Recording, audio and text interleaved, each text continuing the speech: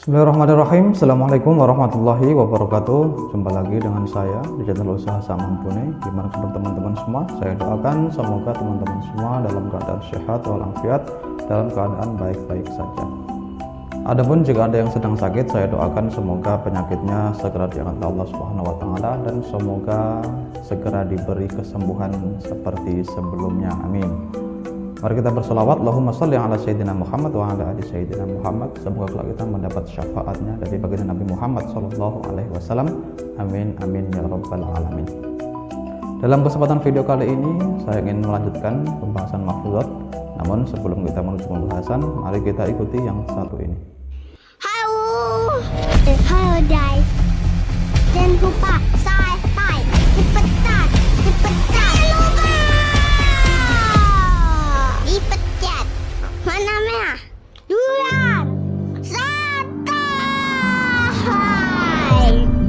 gratis, tidak bayar, oke?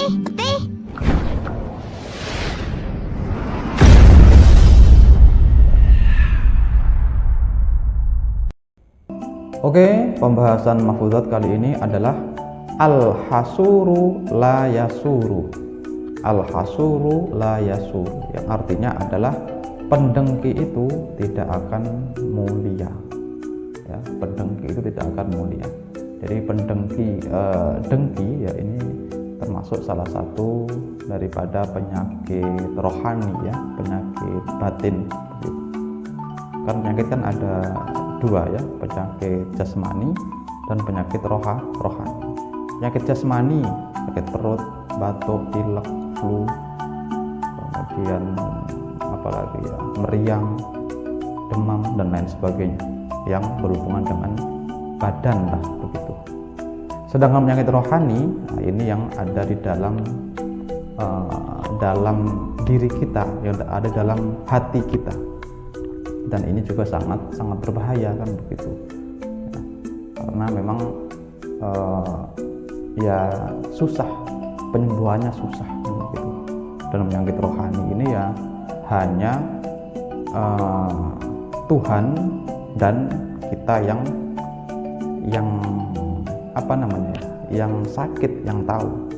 Bahkan kita juga kadang-kadang tidak merasa kalau sakit rohani ini. Kadang-kadang juga nggak akan merasa, padahal itu termasuk sakit gitu ya. Oke, jadi pendengki itu tidak akan mulia. Pendengki ya dengki dengki kepada orang, dengki, iri hati, nah, itu termasuk daripada penyakit rohani, penyakit batin. Nah ini harus kita obati lah begitu, pelan-pelan obatnya. Bagaimana cara mengobatinya? Ya sesama manusia ya kan, kita berbuat baik. Ya sejatinya semua di dunia ini ya kan, kita nggak perlu iri hati ya kan, karena memang semua sudah dijatah ya kan. Gini, kita hidup di dunia ini kan bukan permintaan kita ya. Mungkin ada yang menyampaikan dulu ketika sebelum roh ditiupkan ya, ada ulama yang menyampaikan dulu ada perjanjian ya, sebelum ditiupkan roh ya kan, kepada ke bakal janin ketika masih dalam kandungan, kita ada perjanjian ya kan, dan perjanjian itu rupanya kita sanggup ya kan, kita sanggup untuk hidup di dunia. Mungkin kita tidak ingat begitu ya, karena memang pada waktu itu, tapi ada yang menyampaikan seperti itu. Jadi kita sudah menyanggupi, ya sudah kita hidup di dunia ini ya kan, dan kita hidup di dunia pun juga tidak bisa milih-milih ya kan. Kita lahir di sini ya kan, punya orang tua ini, itu kita tidak bisa milih. Artinya apa? Ya artinya hidup di dunia ini hidup yang sewajarnya ya kan, baik kepada siapapun ya, berbuat baik kepada semua orang ya kan, bahkan kepada makhluk Tuhan yang lain pun kita juga harus berbuat baik. Pada hewan ya kan, ada kucing kita kasih makan ya, ada ayam kita kasih makan ya, ada apapun itu ya, itu kita harus berbuat baik kepada mereka seperti itu. Jadi tadi ada kata-kata mulia ya, mulia. Dan kalau kita membahas tentang mulia, ya kan, ini kan ada tiga lah ya. Ada mulia di mata manusia, ada mulia di mata Allah. Ya, satu lagi apa? Satu lagi ya mulia di mata manusia dan di mata Allah, seperti itu. Orang yang mulia di mata manusia belum tentu mulia di mata Allah. Ada orang yang kaya, ya kan, kita muliakan. Nah, ketika kita punya suatu hajat, ya kan, atau undangan lah, acara, ya kan, datang orang kaya, kita muliakan, kita suruh masuk, ya kan, kita tempatkan ke tempat yang paling depan, ya kan, kursinya juga ya, kursi yang sangat bagus, yang mewah, ya kan. Kalau acara itu di rumah, ya kan, dimasukkan ke dalam rumah, dikasih ambal yang sangat empuk sekali, itu mulia di mata manusia karena memang dia orang kaya, seperti itu ya. Dan mulia di mata manusia belum tentu juga mulia di mata Allah. Nah, karena kita nggak tahu, ya, kita nggak tahu apa yang dalam hatinya, ya kan. Yang kita tahu hanya luarnya saja. Oh, orangnya baik, orangnya kaya, ya kan, baik sama orang. Nah, yang dalam hati ini orang itu dan Allah Ta'ala yang tahu, ya kan. Ya mohon maaf, hartanya dapat dari mana, halal apa haram, ya kan. Kemudian dalam hatinya ini apa, ya, penyakit hati kan tadi itu, ya kan, iri, dengki, ya kan, riak, pamer. Nah, itu kan hanya Allah yang tahu. Nah, jadi orang yang mulia di mata manusia belum tentu mulia di mata Allah. Kemudian orang yang mulia di mata Allah belum tentu juga mulia di mata manusia. Kok bisa? Bisa. Contohnya kan ada dulu itu Uwais Al-Qarni, ya kan, pada zaman dahulu ya. Jadi Nabi ya itu menyampaikan sama sahabatnya, ya, carilah namanya Uwais Al-Qarni, mintalah doa kepadanya, ya, karena doanya itu didengar oleh makhluk langit, ya kan? Makhluk langit siapa ya? Malaikat kan. Jadi Nabi berpesan kepada sahabat, tapi Nabi tidak menjumpai namanya Uwais Al-Qarni. Ya, kemudian ya Nabi wafat ya. Kemudian ketika zaman siapa ya? Antara sahabat 4 itulah, kalau enggak Abu Bakar, Umar, Utsman sama Ali. Di antara 4 itu mencari namanya Uwais Al-Qarni dulu yang pernah disampaikan Nabi. Disuruh meminta doa. Ya, dicari dapat, ya kan. Ketika sudah dapat, rupanya dia siapa? Rupanya dia adalah seorang pemuda yang kerjaannya penggembala kambing.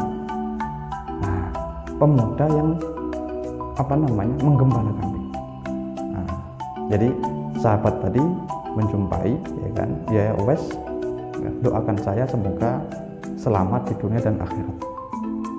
Nah, ya kan, dari kejadian itu juga ya, orang-orang di sekitarnya baru tahu kalau Uwais ini orang yang sangat luar biasa, sangat hebat. Gitu. Padahal kerjaannya menggembala kambing, tapi ya kan dia sangat memuliakan, ya kan, sangat memuliakan ibunya, ya, sangat memuliakan ibunya. Dari kejadian itu orang-orang yang hidup di sekitarnya nggak tahu, seperti ya orang biasa aja. Uwais Al-Qarni orang biasa, ya, orang biasa, pemuda yang kerjaannya menggembala kambing, hidup sama ibunya. Nah, orang-orang kan nggak tahu kalau ini orang hebat, tapi Allah tahu, ya kan? Seperti itu. Nah, jadi dari kejadian tadi, maka orang-orang yang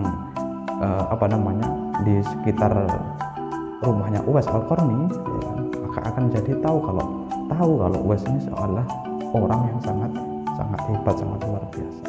Luar biasanya di mana? Ya kan, luar biasanya dia selalu menjaga ibunya. Ada cerita yang lain, suatu saat ibunya Uwais ini udah tua, ya kan. Kemudian ibunya ingin haji, ya kan. bahkan kalau sudah tua kan lumpuh ya, ibunya kalau salah lumpuh ya kan. Kemudian bilang sama Uwais, ya nak, bahasa kita lah ya nak, ibu kok pengen haji ya. Mungkin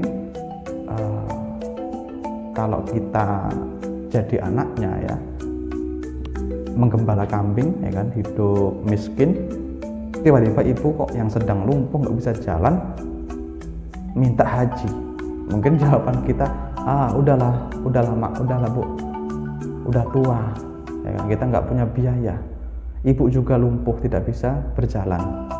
Tapi apa kata Uwais? Oke bu, ayo bu kita jalan, digendong ibunya ya kan. Dan menurut cerita itu dari rumah Uwais menuju ke Mekah ya, ini sangat jauh sekali. Jadi ibunya ini digendong ya kan. Kemudian ketika dapat perkampungan ya kan, diistirahatkan dulu. Uwais bekerja ya, mencari bekal lagi, tapi udah cukup, lanjut lagi perjalanan, digendong lagi. Jadi seperti itu. Itu memang sangat luar biasa memang Uwais Al-Qarni. Beliau mulia di mata Allah. Tapi sebelum sebelum sahabat Nabi tadi datang ke rumah Uwais, ya orang-orang di sekitarnya melihat Uwais ini orang biasa. Ya istilahnya nggak mulia lah, orang biasa lah, orang miskin, kemudian kerjanya menggembala kambing kan begitu. Jadi ini ya kan tadi ya, mulia di mata manusia, mulia di mata Tuhan. Dan Uwais ini tadi awalnya dia mulia di mata Tuhan kan begitu, tapi tidak tahu di mata manusia. Jadi yang baik bagaimana? Ya baik dua-duanya, mulia di mata manusia, juga mulia di mata Allah Subhanahu wa taala. Oke, jadi kembali ke pembahasan, al-hasuru la yasuru, pendengki itu tidak akan mulia. Oke ya, jadi pembahasan nafsat kali ini sampai di sini dulu. Semoga bermanfaat. Apabila ada salah kata saya mohon maaf. Akhirul kalam, assalamualaikum warahmatullahi wabarakatuh.